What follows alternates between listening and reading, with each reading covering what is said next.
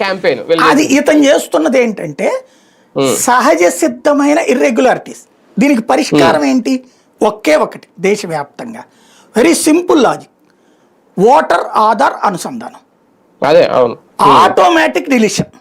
Voter Aadhaar అనుసంధానం చేశాక కొత్తగా అప్లై చేసుకోగానే పాత ప్లేసులన్నిట్లలో డిలీట్, ఎక్కడో ఒక చోట ఉండాలి ఓటు అంతే. యాజ్ ఫర్ నామ్స్ ఏంటంటే 6 నెలలు మనం ఎక్కడ ఉంటామో అక్కడ ఓటు ఉండాలి, 6 నెలలు మనం ఎక్కడ ఉంటామో అక్కడ ఓటు ఉండాలన్నది ఎన్నికల సంఘం నిబంధన. అది రాజ్యాంగం ప్రకారం ఉన్నటువంటి ఎన్నికల సంఘం పెట్టిన నిబంధన. అది నువ్వు హైదరాబాద్ లో జాబ్ చేస్తుంటే అక్కడే, నీ ఇల్లు అక్కడ ఉంటే అక్కడే, నీ సొంత ఊర్లో ఉండకూడదు, ఓటు వదిలేయాలి అంతే. ఇప్పుడు ఎక్కడ ఎందుకు ఆయన చెప్పిన డ్యూయల్ ఓటు 3 times ఓటు అంటే తెలంగాణలో ఉన్నటువంటి ఆంధ్ర వాళ్ళందరూ వచ్చి ఇక్కడ ఊళ్ళలో ఓటేసిపోవట్లా అంతే. అవును, చాలా మంది మళ్ళీ అక్కడ ఎలక్షన్స్ కి వేస్తున్నారుగా ఓట్లు. అదే అంటున్నాను. బెంగళూరులో ఉన్న వాళ్ళు వచ్చి ఆంధ్రాలో ఓటేయట్లా, బెంగళూరులో ఉన్న తెలుగు వాళ్ళు అందరూ ఆంధ్రలో ఓటేయట్లేదా, కన్నా తెలంగాణ వాళ్ళు వెళ్ళి ఓట్లేయట్లేదా? అవును, ఇవి జరుగుతున్నాయి.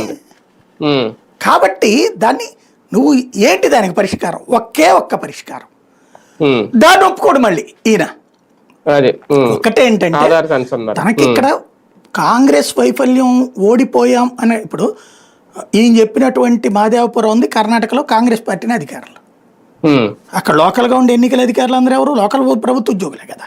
ఏమన్నా ఢిల్లీ నుంచి పంపిస్తారేంటి అక్కడి నుంచి? లోకల్ ప్రభుత్వ ఉద్యోగులే కదా. తేడా చేస్తే వాళ్ళే చేయాలిగా, ఎట్లా చేస్తారు? నీకు బై ఎలక్షన్స్ లో అందులో పోని